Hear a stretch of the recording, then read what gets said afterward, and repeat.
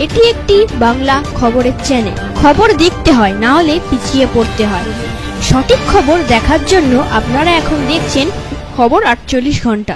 বৃহস্পতিবার বিষ্ণুপুর লোকসভার বিজেপির সাংসদ সৌমিত্র খাঁ বলেছিলেন, দিলীপ ঘোষকে বাঁকুড়া জেলাতে ঢুকতে দেব না। আমি অমিত শাহকে দেখে রাজনীতি করতে এসেছি। তিনি কি বলেছেন তা শুনুন খবর 48 ঘন্টার পর্দায়। আজকে যখন ফিরছিলেন তখন কোলাঘাটে তাকে বিক্ষোভ দেখিয়েছিলেন। আমার জেলায় ঢুকতে দেবো না। আমার জেলায় কেন্দ্রীয় নেতৃত্ব বললাম ঢুকতে দেবো না। আমার জেলাতেও বিক্ষোভ হবে। একটা উপাংতীয় লোককে, শুভেন্দু অধিকারীকে সবসময় দোষ দেবে, সৌমিত্রকে দোষ দেবে। আমার জেলাতে যদি ঢোকে, বাঁকুড়া জেলায় যদি ঢোকে, আমি তুমুল বিক্ষোভ দেখাবো। ওসব লোককে আমি ঢুকতে দেবো না। আমি তো এমপি ছিলাম 2014 থেকে 2019, তার আগে এমএলএ ছিলাম, পঞ্চায়েত মেম্বার ছিলাম। আমি যেখানে থাকি দল সেখানে সেইভাবে চলে।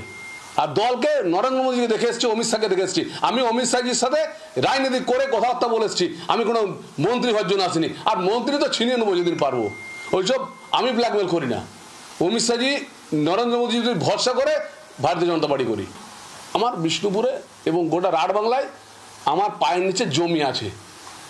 দিলীপবাবু এমএলএ জিততে পারবে কিনা সন্দেহ আছে। আর